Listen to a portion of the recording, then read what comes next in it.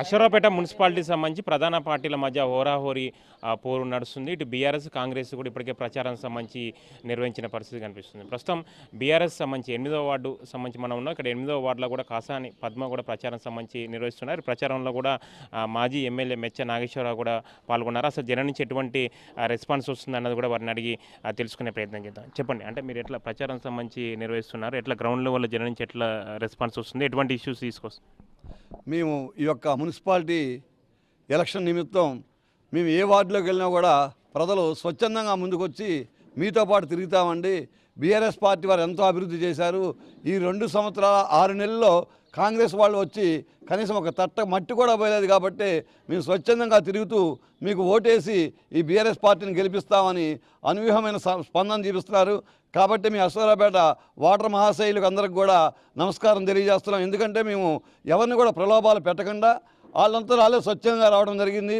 నిన్న మేము ఇక్కడ నామినేషన్లు వేశాక బీఫామ్స్ ఇవ్వడానికి మా యొక్క ఇన్ఛార్జి గారు ఒక మాట చెప్పారు. ఇక్కడ అశ్వరావుపేట రింగ్ రోడ్ నిండా గొంతులు ఉన్నాయి, ఆ గొంతులు కూడా పూజ చేసి మేము వెళ్ళి బీఫామ్స్ ఇస్తామంటే 24 గంటల్లోనే మేము చెప్పిన వాయిస్కి వాళ్ళు ఎంబడే ఆ గొంతలు పొడతడం కూడా జరిగింది. దీన్ని బట్టి ప్రజలు బీఆర్ఎస్ పార్టీని గెలిపిస్తే ఈ యొక్క కాంగ్రెస్ వాళ్ళ బాకీ కార్డులు మొత్తం కూడా పూర్తిగా అమలు చేస్తారని ఈ సందర్భంగా మేము వాగ్దానం చేస్తున్నాం.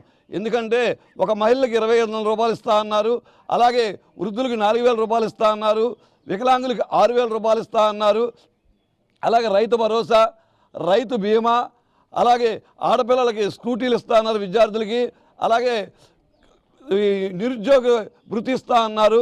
ఇంకా చాలా ఎందుకంటే 420 హామీలు, అలాగే 6 గ్యారంటీలు ఇచ్చి ఒక ఉచిత బస్సు పెట్టి అది కూడా ఎంప్లాయీస్ కోసమే పెట్టారు.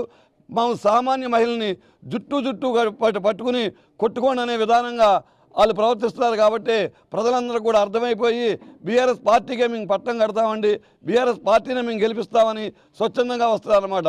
మేము కూడా 100 రోజుల్లో ఈ అశ్వరావుపేట మున్సిపాలిటీని రూపురేఖలు మార్చేస్తామని చెప్తున్నాం. బీఆర్ఎస్ పార్టీ ముందు మేము గెలవడంతోనే ఇక్కడ ప్రధానమైన సమస్య కోతులు ఉన్నాయి. ఈ కోతులందరినీ కూడా పట్టుకుని అడవుల్లో తీసుకెళ్ళి ఆ కోతులన్నీ కూడా మేము చట్ట ప్రకారం మా యొక్క పరిధిలోనే ఆ కోతులందరినీ కూడా అడవిలో మేము వదిలేస్తాము. అలాగే ఇంటింటికి కూడా ప్రతి బజార్లో కూడా LED లైట్లు పెడతాము. ప్రతి బజార్లో కూడా మేము ఇక్కడ 35 నుంచి 45 కోట్ల రూపాయలు ఒక అశ్వరావుపేట టౌన్లోనే మా యొక్క మాజీ ఎమ్మెల్యే గారైన శ్రీ మచ్చనాగేశ్వరరావు గారు సీసీ రోడ్లు పోశారు. ఇంకా మిగిలిపోయిన సీసీ రోడ్లు కూడా మేము ఈ సందర్భంగా పోస్తామని, అలాగే డ్రైన్లు కూడా పెడతామని, ప్రతి సందులో కూడా LED లైట్లు పెడతామని, అలాగే పిల్లలు ఆడుకోవడానికి చిల్డ్రన్స్ పార్క్స్, అలాగే వాకింగ్ ట్రాక్స్ కూడా పెడతామని ఈ సందర్భంగా తెలియజేస్తూ ఇంకా మేము చెప్పేది తక్కువ చేసేది ఎక్కువ అని అందరికీ తెలియజేస్తున్నాం.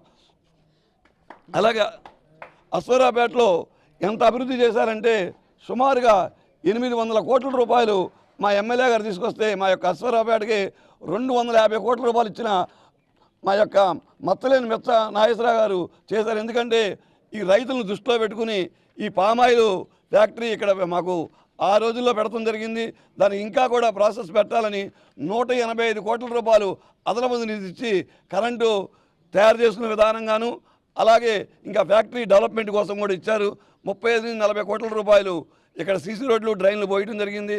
అలాగే పేద ప్రజలు కిడ్నీ సమస్యతో బాధపడుతుంటే దూర ప్రాంతాలకు వెళ్ళి 10,000 రూపాయల నుంచి 15,000 రూపాయలు ఖర్చు పెడుతున్నారని ఒక సదుద్దేశంతో వాళ్ళందరూ కూడా తెలుసుకుని ఆయా సీఎం కేసీఆర్ గారితో మాట్లాడి ఇక్కడ డయాలసిస్ సెంటర్ తీసుకురావడం జరిగింది.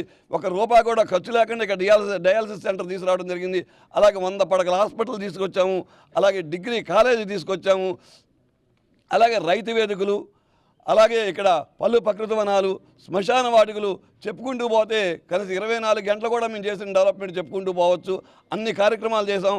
ఆయా కాంగ్రెస్ వాళ్ళు మాయ మాటలు, ప్రలోభాలైన మాటలు చెప్పుకుని ప్రజల్ని ఆశాభావం చూపించి మార్పు కోరాలి అనే ఉద్దేశంతో ఆయాల ఓటేశారు. ఆ మార్పు ఏంటంటే 24 గంటల కరెంట్ అలా ఇవాళ 12 గంటల కరెంటుకు వచ్చిందనమాట. కరెంట్ ఎప్పుడు ఉంటుందో పోతుందో తెలియదు, ఎప్పుడు వస్తుందో తెలియని పరిస్థితిలో వచ్చారు. కాబట్టి ప్రజలు మళ్ళా మార్పు కోరుకుంటున్నారు. ఈ బీఆర్ఎస్ గవర్నమెంటే రావాలి, ఇంకా మాకు మంచిగా చేయాలని కేసీఆర్ గారి నాయకత్వం వర్ధిల్లాలని ప్రజలు మమ్మల్ని ఆశీర్వదిస్తూ వాళ్ళు స్వచ్ఛందంగా వచ్చి మీకు ఓట్లేస్తామని చెప్తున్నారు. కాబట్టి గ్యారంటీగా గెలుపు మా యొక్క బీఆర్ఎస్ పార్టీదని మేము తెలియజేస్తున్నాం. చెప్పండి సార్, ఎట్లా అంటే అశ్వరావుపేట మున్సిపాలిటీ పరిధిలో మొత్తం ఎన్ని వార్డులు గెలవబోతున్నారు, ఎట్లా రెస్పాన్స్? అసరాపేట మున్సిపాలిటీ పరిధిలో 22 వార్డులు ఉన్నాయి. ఆ మున్సిపాలిటీ కూడా మేమున్నప్పుడు బీఆర్ఎస్ ప్రభుత్వం ఉన్నప్పుడే ప్రపోజల్ చేశాం. ఆ ప్రపోజల్ కూడా మరి కేటీఆర్ గారు మరి ఆ ప్రపోజల్ని ఏర్పాటు చేయట్లేదు. మున్సిపాలిటీ ఇప్పుడు కాంగ్రెస్ ప్రభుత్వం వచ్చాక కూడా మన అదే ప్రపోజల్ ఎన్నికల నోటిఫికేషన్ ఇచ్చి ఎన్నికలు జరుగుతున్నాయి. అదే రకంగా మరి బీఆర్ఎస్ ప్రభుత్వం ఉన్నప్పుడు ఈ అసరాపేటని అలా ఏ ఒక్క ప్రజలకు ఇబ్బంది లేకుండా డెవలప్మెంట్ కార్యక్రమాలు చేశాం. అంతకుముందు మరి ఈ అసరాపేట మున్సిపాలిటీ కాకముందు మరి బీఆర్ఎస్ పార్టీ అన్ని రకాలుగా ఇక్కడ మరి గిరిజన ఏరియా ఇది. గిరిజన ఏరియా అయినా మరి డెవలప్మెంట్ కార్యక్రమంలో మరి బీఆర్ఎస్ ప్రభుత్వం మన కేసీఆర్ గారు మరి మాజీ ముఖ్యమంత్రి గారు కేసీఆర్ గారు అడిగిందాక సనువుగా మరి ఇందాక మన ఎంపీపీ గారు చెప్పారు.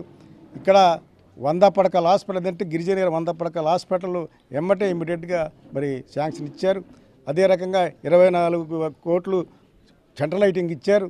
అదే రకంగా మరి ఇక్కడ ఉన్న డిగ్రీ కాలేజ్ ఇచ్చారు.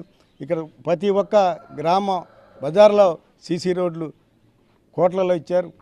ఆ రకంగా ఇక్కడ మున్సిపాలిటీని మేము కైవసం చేసుకోవటానికి అన్ని రంగాల్లో మరి ఇందాక జాబ్ బాకీ కార్డు త్వరగా మేము ప్రచారానికి వెళ్తూ ఉంటే అందరూ మీరు ఇచ్చినయే మాకు ఇప్పుడు ఈ 24 నెలల్లో మాకు ఏ రకంగా 2 సంవత్సరాలలో ఎవరు ఇవ్వట్లేదు సార్ చెప్పి మరి ప్రతి ఒక్క కార్యకర్త ప్రతి ఒక్క ఓటర్స్ మరి అడుగుతున్నారు.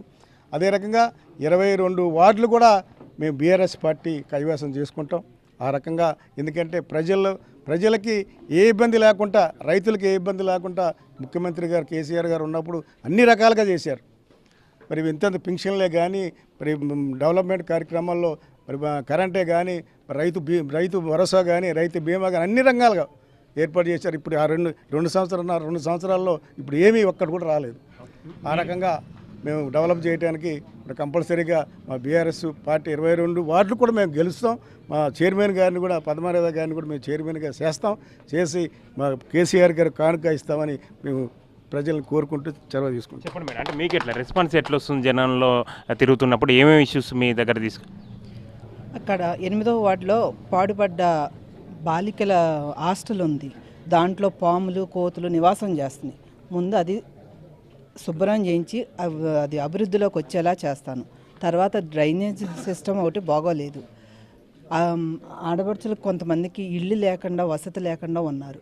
వాళ్ళకి ఇల్లు రప్పించే విధంగా కృషి చేస్తాను. సీసీ రోడ్లు లేవు. వర్షం వచ్చిందంటే అక్కడ నిలబడి నుంచోవటానికి ఇంట్లోంచి బయటికి రావడానికి కూడా ఇబ్బంది పడే ఆడపడుచులు ఉన్నారు. వాళ్ళందరికీ సీసీ రోడ్లు వచ్చేలాగా వాటర్ సదుపాయం కూడా లేదని నా దృష్టికి తీసుకొచ్చారు. ఒక ట్యాంకరు మోటారు పెట్టి మాకు నిత్యం వాటర్ వచ్చేలా చూడమని చెప్పారు. ఇవి మాత్రం కంపల్సరీ నేను చేసి అభివృద్ధి చేయాలని కోరుకుంటున్నాను. బీఆర్ఎస్ మాత్రం మొత్తం అసరాపేట మున్సిపాలిటీకి సంబంధించిన మాత్రం ప్రచారంలో దూసుకుపోతుంది. ఖచ్చితంగా చైర్మన్ కూడా మేమే కైవసం చేసుకున్నాం. గతంలో జరిగిన కేసీఆర్ హయాంలో జరిగిన అభివృద్ధి కార్యక్రమాలు తమను గెలిపిస్తాయని చెప్తున్నారు. అదేవిధంగా కాంగ్రెస్ అధికారంలోకి వచ్చిన తర్వాత వాళ్ళు ఇచ్చిన హామీలకు సంబంధించి ఇంప్లిమెంట్ కాలేదు. అవి కూడా తమకు కలిసి వస్తాయని కూడా బీఆర్ఎస్ ధీమా వ్యక్తం చేస్తుంది. కెమెరా పర్సన్ సతీష్తో మహేంద్ర సాక్షి టీవీ, అసరాపేట, భద్రాద్రి కొత్తగూడెం.